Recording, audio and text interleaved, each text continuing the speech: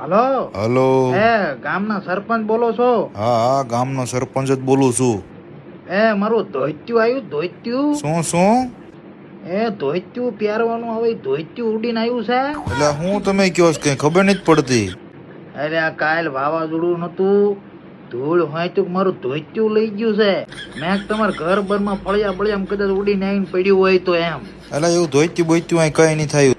હા તો કો તમારે ઘરે ન હોય તો આડોશી પાડોશી પૂછી જોજો. મારે ધોત્યું માર પર બીજું એકનું એક ધોત્યું હતું. એટલે આ દાદા કેવા કલરનું ધોઈતું હતું?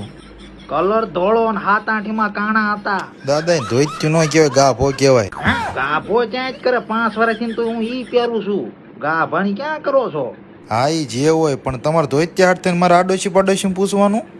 તો તેમ સરપંચ નથી? લગભગ તો હું જ છું. આડોશી પાડોશી તમે ન પૂછો તો કોણ પૂછે? અમારી જવાબદારી તમારા હાથમાં છે. તમારી જવાબદારી છે, તમારા ધોઈત્યાની નહીં. એટલે હું સરપંચ છું, ધોઈત્યા ગોતો વાળો થોડો છું. એ હું કાંઈ ન જાણું. મારું ધોત્યું આવી જવું પડે સરપંચ સાહેબ. હું નક ઉપર સુધી જઈશ. અરે ઉપર જવું હોય તો ભલે, અને હેઠે જવું હોય તો ભલે. હું થોડો વાવાઝોડું લાવ્યો હતો ને, કાલે હવે ગામના વાતું કરશે કે સરપંચ ધોઈત્યા ગોતવા માંડ્યો, તો શું કરવાનું? અને તમે એટલી બધી લપ કરો છો ને, હું તમ તાર નવું લાવી દઈશ તમને. બસ માર નવું નહીં જોતું ધોત્યું, મારે ઈ ધોત્યું જોઈને તમે જ લાવીને દેશો. એટલે હું તમારે ધોઈત્યું ઘરે આવીને સોરી ગયો એમ વાત કરો છો તમે? તમારે કહેવાય જ ખરા ના કે આવી રીતના વાવાઝોડું આવશે એમ. એટલે મને ખબર હોય વાવાઝોડું આવવાનું એમ? એટલે તો તમને ન ખબર હોય કોને ખબર હોય? એટલે એ બધી પેલા આંબા દાદાને ખબર હોય, હું થોડો આગાહી વાળો છું. તમે કેવી દાદા વાત કરો છો?